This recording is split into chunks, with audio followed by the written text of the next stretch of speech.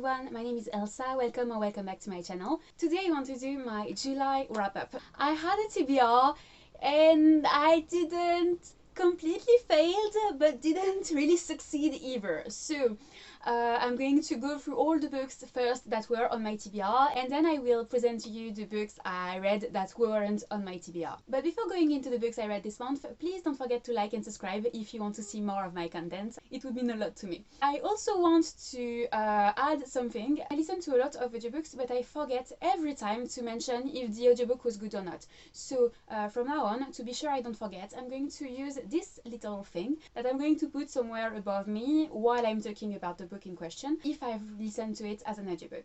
And I will have 4 categories. So the first one will be wasn't for me. So this is an audiobook that maybe someone will love to listen to, but personally it didn't really work. The other category will be just okay, like I might have enjoyed more the book reading it physically, but it was still a good experience. Then I will have really good. So this is an audiobook I recommend that was just as good as the book if I had read it physically, and the experience is the same reading it physically or with the audiobook. And finally I will have the category fantastic, and so fantastic means the audiobook is better than the physical copy. Like if you have to choose between reading it physically and listening to the audiobook, you have to go for the audiobook. So these are the categories, so you're not lost. Now let's get into the books I read this month. So first on my TBR was The Kind Worth Killing. So this is an adult thriller and I really liked it.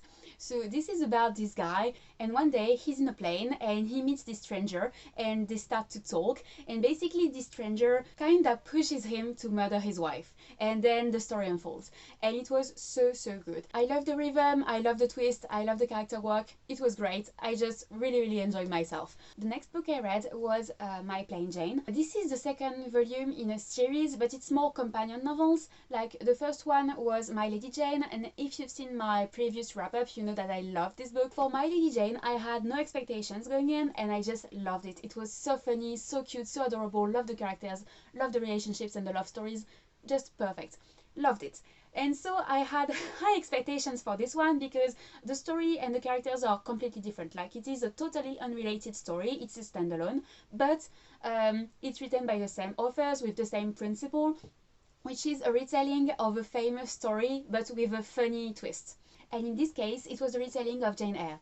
And I love Jane Eyre, and I think because I love Jane Eyre so much, it's prevented me from reliving this book. Let me explain. The twist in this book was that one of the main characters was actually Charlotte Bronte, who wrote Jane Eyre, the original book. And so Charlotte Bronte was a teenager in this book, and so she was best friends with Jane Eyre, and that's why she was rewriting her story. And the other twist is that Jane Eyre can actually see ghosts. And it had a lot of potential. The problem is a lot of the funny things relied on criticizing and making fun of the original Jane Eyre, and you know, pointing out how unrealistic the things are, how awful everybody is, etc. And so if you don't like Jane Eyre you might really enjoy this book, but as somebody who really loved Jane Eyre, it was a bit, you know, annoying. And I'm sorry, but it might sound pretentious, but between Jane Eyre and My Plain Jane, in terms of quality, Jane Eyre is far above. And so it was a bit annoying to see My Plain Jane, you know, tackling Jane Eyre, the original. So yeah, kind of annoying. Didn't make me laugh at all because of that. The character work as well wasn't that great. The love story was really insta-lovey and not that interesting. The original love story, you know, between Rochester and Jane Eyre didn't happen, so that bothered me a lot. And yeah, I don't know, it was kind of boring. It was disappointing, but it's life. I had 2 other books on my TBR that I'm currently reading. Alire Sáenz, that I'm halfway through it and I love it so far. So I will talk about it more in my next wrap-up. The other one is Assassin's Quest, and this one too I'm really enjoying. I just haven't finished it yet. I still haven't read Malibu Rising, Castle in the Air, and Paris des Merveilles, a fantasy French book, and so these 3 I really want to read. I just didn't have the time in July because work was insane this month. I'm actually pretty proud of myself for reading that many books in this month because it was just insane. So yeah, these 3 I really want to read. It's just that I didn't have the time, but I'm really going to try to add them to my August TBR and read them this month. We'll see if I can manage that. If I can't, September for sure. Beside that, I read other books. So first, I finished Sword of Kaigen. I had started it in June because it was our book club pick, but I didn't have the time to finish it because it's so long. Finished it in July, and please don't quit this video because I have a very unpopular opinion, but the feelings I have toward this book are very complex, so please give me a minute to explain. First, I think this book is really great. Like, it is a great book objectively, and I totally understand why so many people love it. Like, I'm going to go with you through all the things that I find amazing in this book, but really exceptional. The problem is I didn't like it at all. And it really is a me problem. Like, this book should have been a 5 stars. It's just that every time something happened, it was the exact thing I didn't want to happen. And sometimes in a book I can, you know, forgive when the book doesn't go exactly in the direction I want to, but in this case, every time the book took a turn I hated. And so at some point I was like, you're just going to break my heart and you just don't want to give me what I want, and that's why I didn't like it. So let me first tell you why I think this book is great. It is very original. The structure is like nothing I've ever seen. I'm not crazy about it, but I completely understand why the author did it the way she did. Basically, it doesn't have the structure you would find in a usual fantasy book. I can't tell you much more than that, but things don't unravel at all like you would expect, and the pacing, well, it's really different from anything you've seen before. So this is very original and it has a meaning. This specific pacing has a purpose. The other thing is the world building. The world building was fantastic, like one of the best I ever read about. It is a mix between modern world with technology and video games, etc., and medieval Japan, and this works so perfectly together. It's like nothing I've ever seen before. The magic system is incredible, the things they do, the society, the different cultures, etc. It's perfect, like incredible world building. The character work also is phenomenal, like incredible character work, and the fight scenes are among the best fight scenes I ever read in any book. So, like I said, all of that is amazing. The only thing that prevented me from really loving this book is that, like I said, the author kept doing the things I didn't want her to do. But for those who've read this book and just want to know what I didn't like, I'm going to go into a quick spoiler section, and so if you haven't read this book, please don't listen to it, just skip ahead. So what I didn't like specifically, first, Mamoru, I loved him so much. The fact that he died just broke my heart, and not in a good way. Like, I was really angry at the author. Like, I still want to cry just thinking about it. That's why I'm so pissed at this author, because this book made me really emotional. Like, I cared about the characters, I cared about the story. It just broke my heart, and I didn't forgive the author for that. So yeah, Mamoru dying just killed the book. And after that, the other thing that really killed the book for me was the other main character, Misaki. I hate her. She pissed me off so much, and I get that she's supposed to have a character arc and she grows, and by the end she's a different character. Sorry, it wasn't enough for me, like really not enough. 16 years! I'm sorry, but the way she treated her children, I'm sorry, but no, Mamoru deserved way better than that. She was an awful mother to him. No, I'm sorry, she didn't beat him, but she wasn't involved in his life. She didn't care about him. She didn't know anything about him. She wasn't there for him. She let his father treat him like shit, and she did nothing for that. I'm sorry, I'm so pissed. I get why she wasn't good, and I don't care. She was just an awful mother, and it pissed me off. She hates herself, and she's always thinking how submissive she is, and how she doesn't stand for her children, and she doesn't love them enough, and doesn't do enough for them. And I agree. And I'm sorry, the fact that she knows that doesn't magically erase the fact that she did do these things. By the end, she got a bit better, but it was too late. 16 years! No, it's too late. She shows that. That's what pissed me off, because at the beginning, you're assuming that she's in this terrible situation and this terrible marriage and this awful life because she had no choice. She was forced to do it. And so I was annoyed at her, but I still pitied her because she had an awful life and it wasn't her fault. It was her fault. When we discovered that she left and broke the heart of my personal sweetheart, the guy she was with before. I loved him so much. She broke his heart. She was a monster to him, and she just went off and married this guy she didn't know. And then she was like, I don't get it.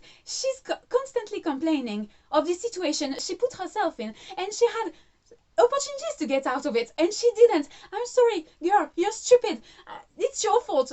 I just blame you. And this character arc came way too late, and she was way undeserving of it, because I'm sorry, but if she wanted to do something about it, she should have done it way sooner. So no, sorry. And the last thing that really drove me insane was the redemption arc for her husband. Like, are you fucking kidding me? I'm sorry, but this guy was a freaking monster. Like, I wanted to kill him. For every time I saw his name on the page, I wanted to kill him. Like, I don't honestly think this year I've hated a character more than him. And this character that I hated with all my heart magically does Darcy on us, you know, like in Pride and Prejudice. Like, in Darcy it was romantic. In this case it was bullshit. Like, oh, but poor guy, in the end he was so sweet and so nice, and he was just so misunderstood. No, this bastard doesn't deserve that. And I'm sorry, but even when you know that, you check the scenes. No, the things he did, the things he said, you can't just sweep it under the rug and say it was a misunderstanding. It wasn't a misunderstanding. This guy is a fucking bastard, and he deserves to die. And that they're magically in love at the end, I was like, no. And I said this book was amazing, but this part, up until now, I think it's a personal preference. Like, I didn't connect with the Misaki. I hated her, and I love Mamoru and was so pissed he died. Alright, that's me. This thing with the husband, I'm sorry, but it's offensive. What kind of message are you giving to readers? That bastards are just misunderstood people? Like, no. I'm sorry, this part really, no. So yeah, because of that, I hated this book, and I can acknowledge everything that was amazing. Like I said, if these three things hadn't happened, it would have been one of my favorite books of all time.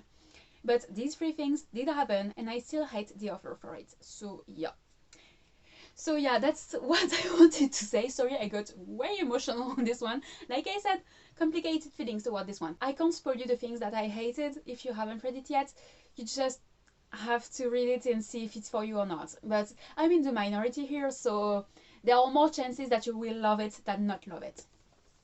Alright, moving on to the next one. We have Malice. So this one is also a very unpopular opinion. Please don't unsubscribe. So I didn't like it. I DNF'd it at 50%. Sorry. So if you're a plot-driven reader and don't mind slow-paced books and lots of characters, it's okay for you, maybe, I think. But I'm a character-driven reader, and in this book, oh my gosh, I didn't get enough character development. There are so many characters, like at least 30, and it's even more confusing because they're not all at the same place. You have, I think, maybe 12 POVs, so you have all these separated plot lines with these characters that have never met, and like I said, there are a lot of characters, and none of them was developed. Like, to me, they all felt like paper characters I had seen a million times before. And so I didn't connect to any of them, and I didn't care about the story. The plot is also extremely slow-paced. I had read half this book, and I still can't tell you what the story is about. Like, you have this prophecy, but nothing happens. The things that happen are very small things, like this guy is fighting with his neighbor, this guy trains with his mentor for a while, this guy is going to the forest. Like, it's really small things, and nothing big happens. Where I stopped, I still don't have a real story. I'm guessing you have it at some point, but like 40 pages is a long time for not having any story and no character work. And the fantasy world felt extremely bland, like it had nothing special about it, and it was extremely tropey. Like, every cliche in the book was in this book. It wasn't awful, it just felt, you know, just super flat. Alright, next one was Wundersmith. So this is the second book in the Nevermore series. I loved it, gave it 5 stars. I can't talk about it, obviously, because it's the second book in the series. Just know it's amazing. And if you haven't read the first one, you're following this girl. She's cursed, so everything bad that happens in the world is blamed on her, and she's supposed to die on her 11th birthday. But right before the night she was supposed to die, she's taken to another world called Nevermore, where she starts to live with this crazy eccentric guy called Jupiter, who owns a hotel, and she starts living there with him, and he wants her to join this wondrous society. So it's a very elite society, and to join you have to go through all these trials and have a special ability, and so she goes through the trials, and it's so good. Highly recommend. The next one I buddy read with John over at Walker Write 7, and we loved it. It was so good. It became one of my favorite books of all time. Loved it so much. In this story, you follow Aristotle and Dante, who are both teenage boys, Latinx teenage boys, that have basically no friends. It's a slow burn romance. It's just so beautiful. The friendship and the love story is amazing. The characters, I completely fell in love with them. They are so much deeper under the surface, and I love the way it's written. Like, it's very short chapters and you're in the head of Aristotle, and what I loved about it is that Aristotle doesn't want to think about his own feelings ever. Like, he's very complicated, but he's always burying everything, and so even though he's the narrator, he's not giving you anything, and you can see when he's going toward this direction, like almost telling you how he feels, he's going to stop himself and just talk about something else. And so it's kind of a mystery. Like, he's a really developed character, but you just have to little by little scrap under the surface to discover who he is and how he feels, because he doesn't want to acknowledge his own feelings, and it's so beautiful to see, and just I loved it so much. It's amazing. Highly recommend. The next one was a middle grade called Ivy Aberdeen's Letter to the World. It was so good as well. I loved it so much. We are following basically the story of this girl, Ivy Aberdeen. She lives in this small town in the States, I don't remember where exactly, but in a very secluded area. And one day there's a tornado, and the tornado just destroys the town and her house. Like, she has no house, and so she has to go to a shelter, and then she has to go live in a hotel with her parents, her older sister, and her two twin brothers. The character work was amazing. I completely fell in love with Ivy Aberdeen. She's just so adorable and so relatable. I could relate to so many things. I just loved her. I can't tell you much about the plot, but let's just say it's just her confronting her own feelings, because she's starting to realize that she might be attracted to girls, and she has very hard feelings towards it, because she knows her sister's best friend was gay, and that her sister rejected her because she was gay, and so she's terrified that her sister and her entire family will reject her if they discover that she's attracted to girls. There's also the fact that she's feeling like she's being forgotten by her family, because she has two little twin brothers. They're like 4 months old or something like that, and ever since her mother became pregnant with them, Ivy was kind of forgotten, because it was a high-risk pregnancy, and so her mother was really, taking care of herself and taking care of the babies, and then after the birth she had no time for her other children, and she relied a lot on her older sister but not on Ivy, and so Ivy was just forgotten. And so it's so emotional to see her struggling with that, because she doesn't know where she fits in her family anymore, and she just wants her parents to pay attention to her, but they don't, and it just so beautiful. I really loved it. It was really emotional and moving, and just so beautiful. So beautiful. Amazing book. Highly recommend. Then I read a very disappointing book, Jasmine.